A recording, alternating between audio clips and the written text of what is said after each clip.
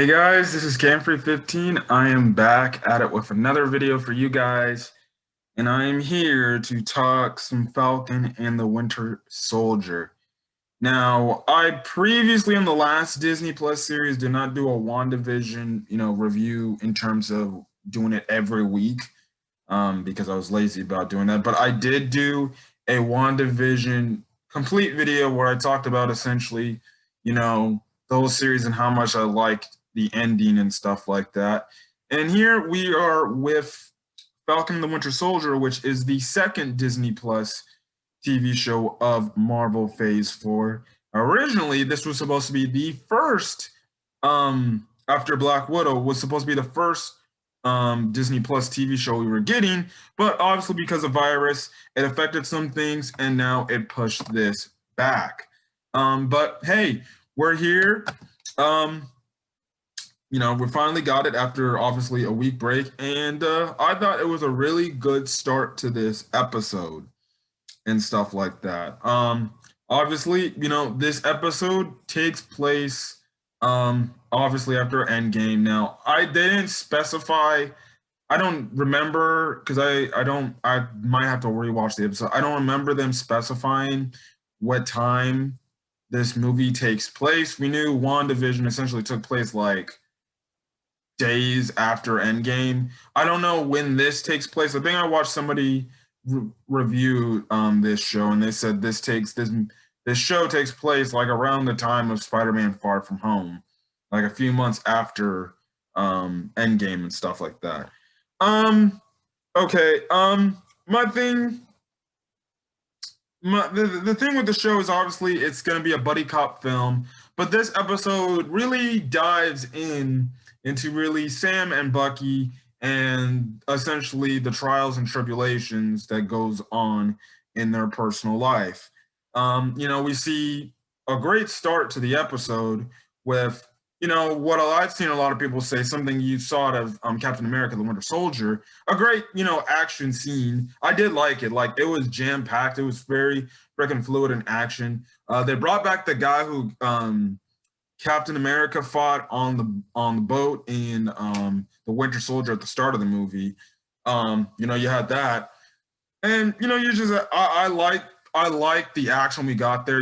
Falcon, even though to some people he's not the most out there hero, I thought he was putting in some work, and it's like you see this man do all this stuff. Like eventually it comes to the point he gets to a point where it's like, okay, I'm trying to take you guys out peacefully. Next thing you know, he's freaking throwing grenades and freaking using their own missiles to blow up their helicopters. I'm like, this dude is marking guys.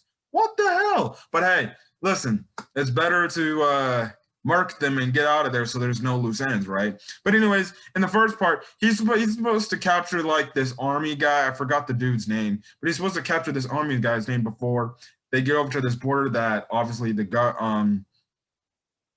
the U.S. government can't go into. So, it almost becomes, it's essentially a race for time. Eventually he manages to get the sergeant and stuff like that. And then boom. Now, again, his comrade, his army comrade, essentially, he's talking. They bring up, like, what happened to Captain America. Well, they leave it open-ended on what happened to him. We don't know what he's currently doing. We don't know if he's dead. We don't know if he's just chilling, retired in some retirement home, and stuff like that. They make a mention like, what? Did you take him like up to the moon or something like that? And he's like, and Sam's like, no, why would I do that? And stuff like that. And I'm like, how could he do that anyways? So that's obviously a reference to Sword right there.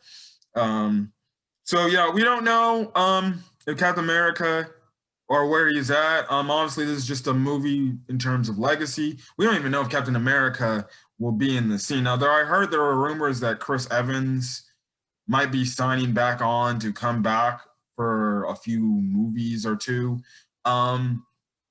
Again, will we see Old Man Cap in this series?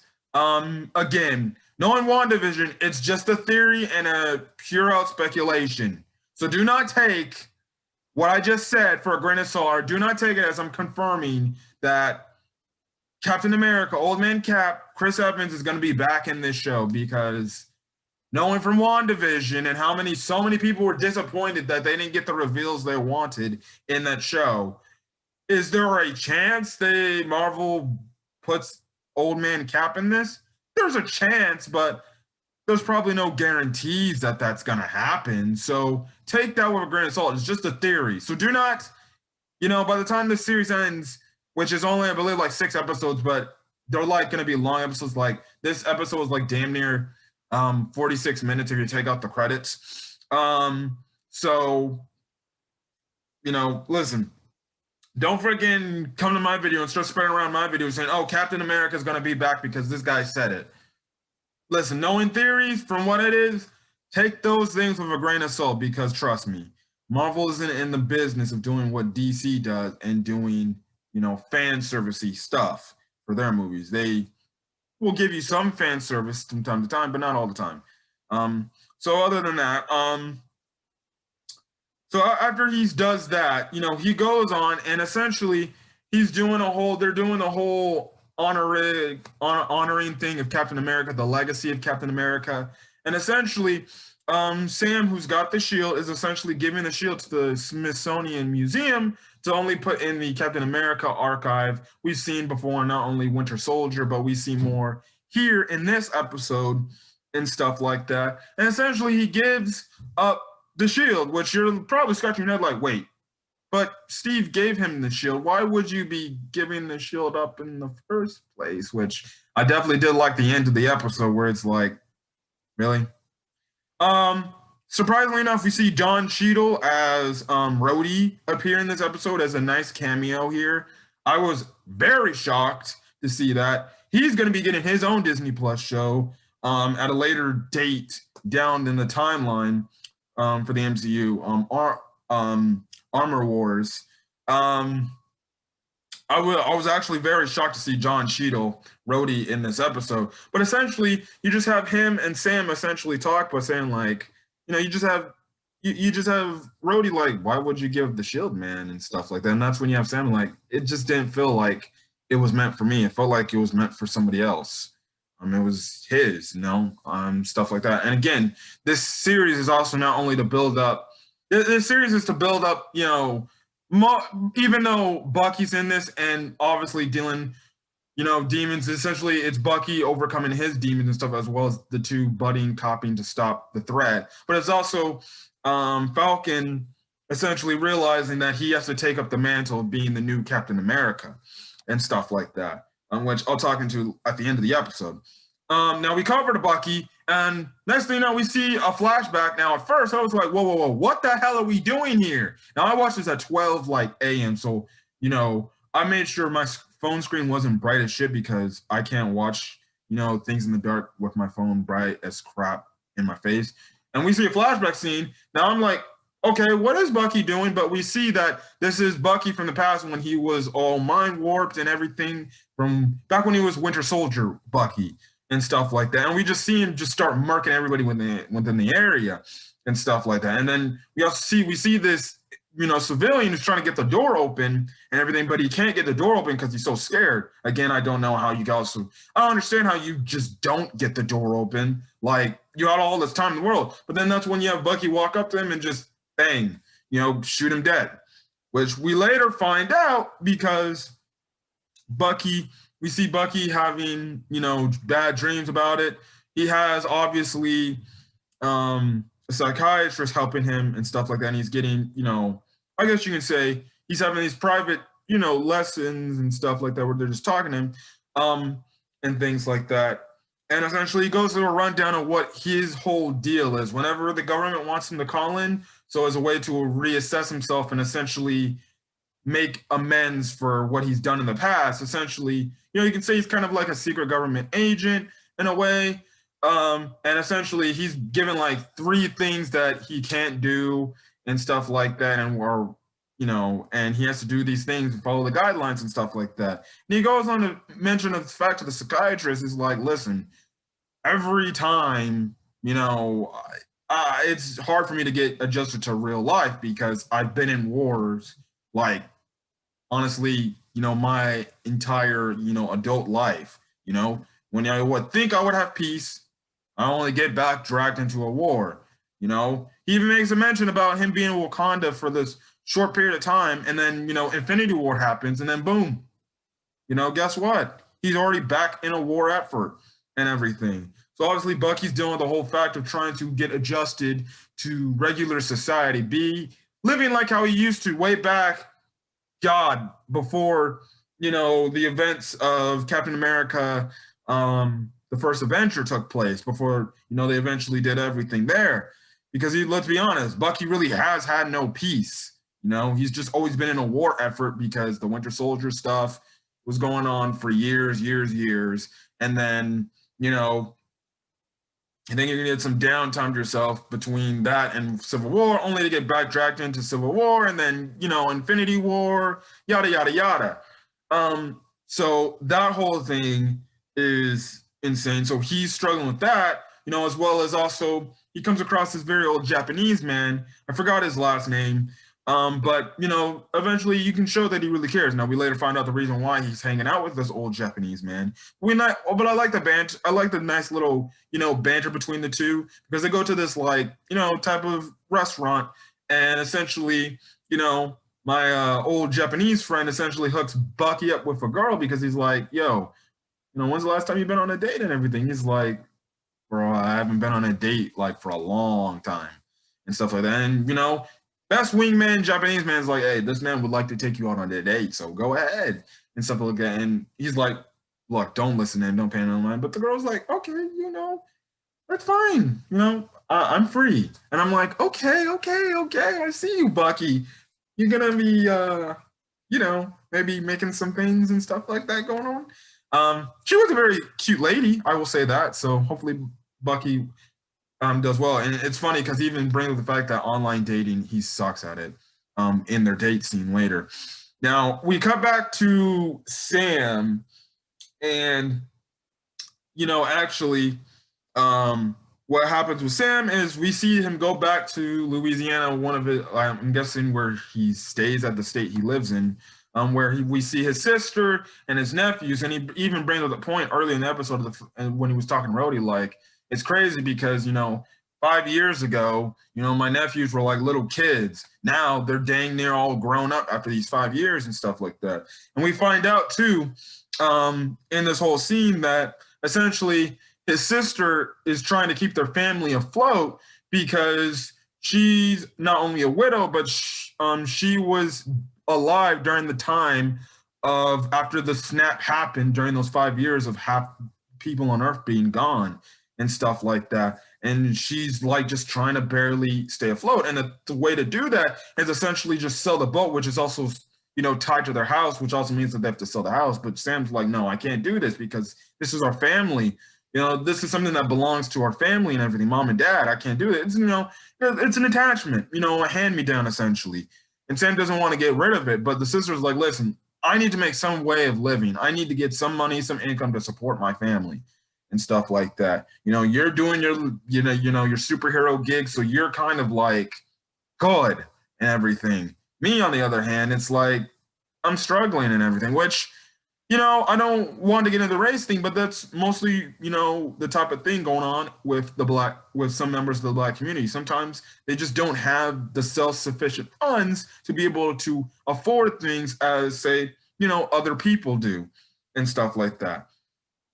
And, we see, later on in the episode where they just go to this, banker to try to pull out a loan to essentially pay for, obviously payments and everything. But, you have the freaking banker essentially like, just, I'm like, I know you, oh, you're Falcon. That's cool. Can I take a picture of you?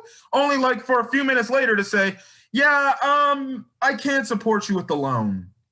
And I'm like, whoa. I'm like, hold on. You're the same guy in your freaking workspace trying to take pictures with Falcon, one of the Avengers. And you're now saying, oh, I'm sorry, even though you're an Avenger and you're very qualified and you did save us, yeah, you're not getting this loan. And the crazy thing, the next question is like, so can I still take that picture too? And you just see the look on Sam's face like, dude, are you effing kidding me? I want to know if I can get a loan. And you're over here trying to take pictures with me. I don't have time for that and stuff like that. Um, and that's a very heartbreaking thing because we also found out in this whole scene, being like Sam, with the benefits he has being in the military and the Air Force and everything, you'd think he would be able to have the qualifications to get the loan, but obviously because he was gone for the 5 years, and more people were gone for the 5 years, the government totally had to change up things of how you receive loans and how you get all these things and stuff like that, which is some really real life shit if we're being honest, real life shit, and stuff like that. And you just have it, and it's like, damn.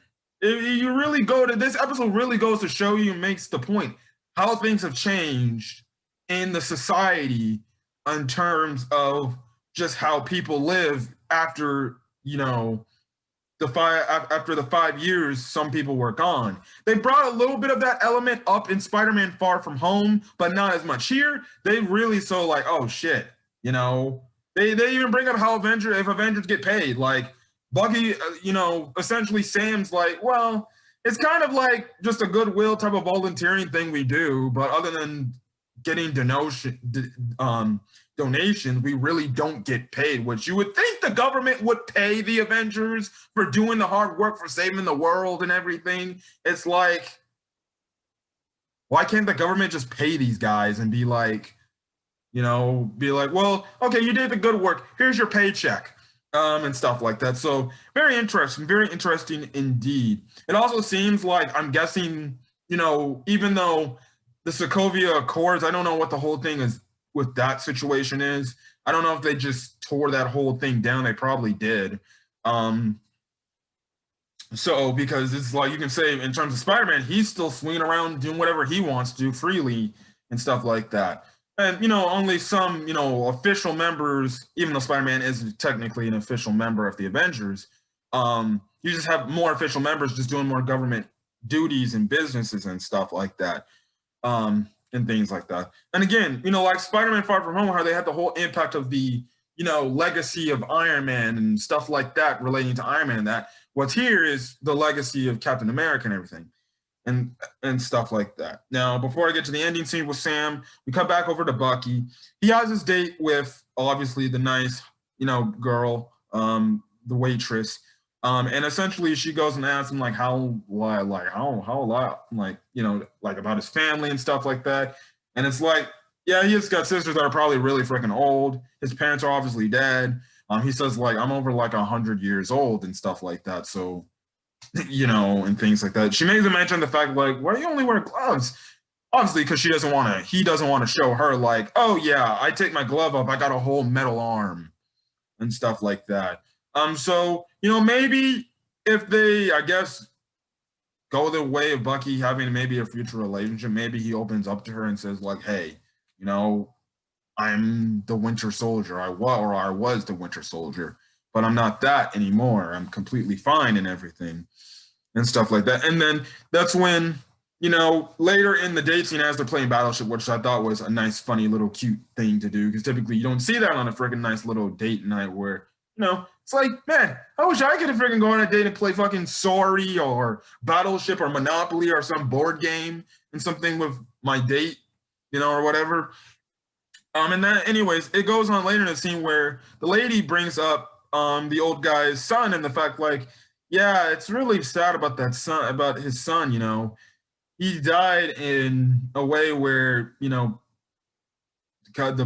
police just said he was there at the wrong place at the wrong time and everything and stuff like that, which, we see in the flashback when he goes over to his house, the old man, Bucky sees a shrine dedicated to the old man's son, and you see the image and you see that was the guy Bucky killed back in the flashback earlier in the episode. You clearly, you have him dealing with the guilt and stuff like that. And I feel like it's going to come to a point where Bucky will eventually tell the old man, hey, a long time ago, I was controlled and, I ended up doing things that I was not supposed to be doing because I was controlled. And I came across your son and I killed him. Now, the question is, will the old man forgive him and stuff like that? Because we know from Civil War, when Tony Stark found out Bucky did that to his parents, obviously he was trying to kill him because he didn't like that. I don't know if they ever brought up. I don't remember if they ever brought up the fact that Tony, um, Tony, what is it? Um, he forgave Bucky for that. I don't. Well, but to be honest, other than I guess you can probably say that maybe the final battle in Endgame, they really never came across each other like that ever again. To be honest, so you hope Tony forgave him for what he did and understood what was happening, everything going on there. So yeah, but I think he did because we all know in Endgame him and Captain America eventually make up and stuff like that. So yeah, so it's gonna be very interesting to see. So obviously we're gonna be building to that. I feel like that's gonna probably be at the end, the final episode where he finally tells him, and I hope the old man consoles him and be like, look, it's not your fault.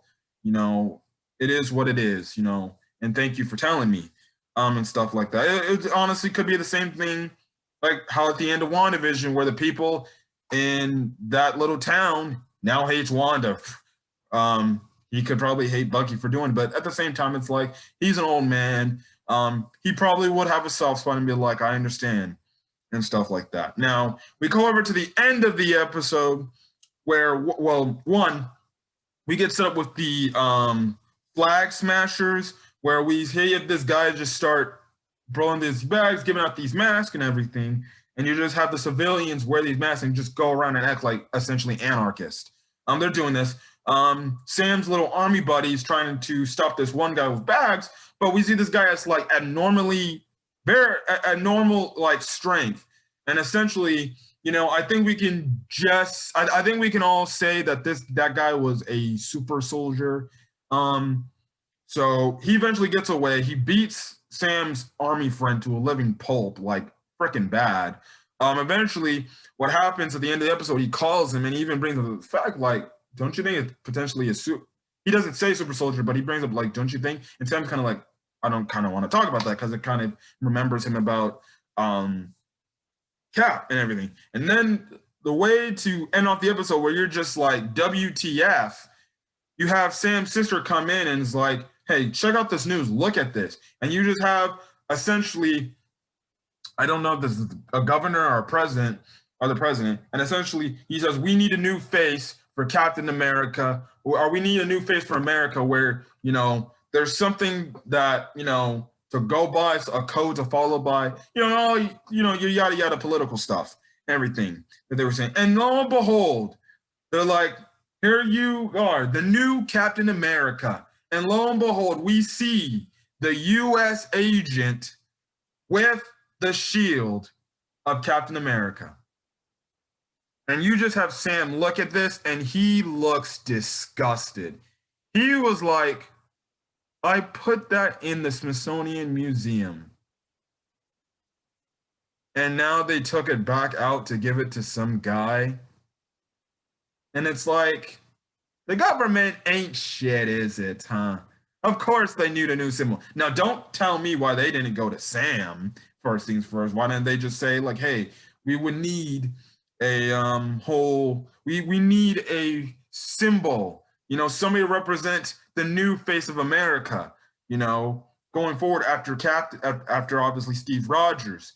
Do you think they didn't come to him at all? And they knew he had the shield and everything. And there we see John Walker, aka the U.S. agent, who, from what I heard, I don't know much about the U.S. agent, but from what I heard, he's essentially a more hostile, more aggressive type of Captain America who doesn't really follow by the code of what Captain America does. He's not as peaceful as he is, or diplomatic, if I can say. He's more hostile, more aggressive, and stuff like that. So obviously, we're probably going to have a Falcon and Winter Soldier versus John Walker thing, and I can only envision he's a super soldier as well, too. So, yeah. Also, his costume looks different than the typical, Captain America costume. He doesn't have the star. He just has, kind of just the A to it and stuff like that. So, yeah.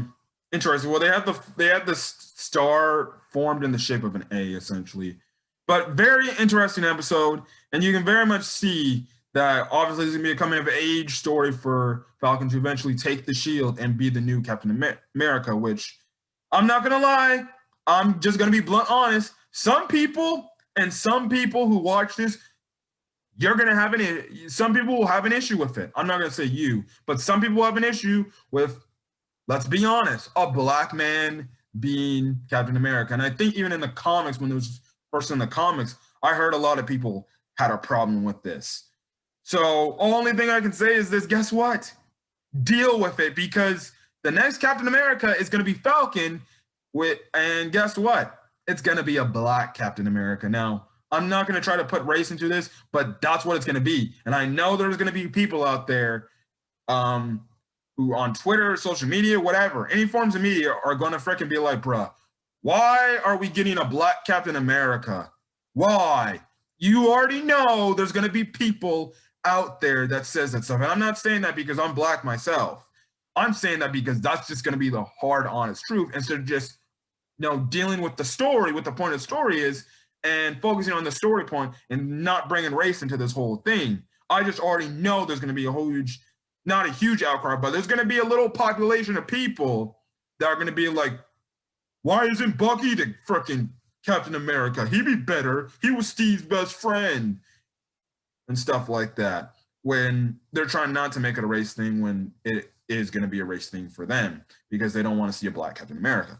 But other than that, that's going to be the coming of age for Sam to eventually take the shield and eventually become Captain America. Also, we do see a suit upgrade. He's got, it's essentially a Falcon suit with Stark tech, essentially. So, yeah, good start. I can't wait to see more. And yeah, anyways, if you guys like this video, leave a like. Put in the comment section your thoughts on episode 1 of Falcon and the Winter Soldier, where this story could be going, as well as hitting that subscribe button if you want to get more Falcon and the Winter Soldier content, as well as any other of the MCU content going forward. I know for California, they're opening theaters back up again soon. So hopefully Black Widow comes out. Personally, if you ask me, I want Black Widow to have a Disney Plus and theaters simultaneously released. And if that goes to the case, I'm going to go watch it off Disney Plus, because I don't want to take my chances going to a theater. If the theater is the only way where I'm going to have to catch the movie, then I'll catch the movie in theaters. That's fine by me. I'm just going to be very aware with how people are in terms of obviously following safety protocols and everything and stuff like that. I don't know if I'll probably watch the Loki show, but I don't know if I'm going to really talk about it. So it's going to be interesting to see what's going on in that show. But yeah, I can't wait to see the next episode of Falcon and the Winter Soldier. So yeah, other than that, guys, I'm gonna get out of here. Hopefully you guys have a great rest of your day. Until then, guys, stay safe up there and wear your mask. See you guys in the next video. Peace.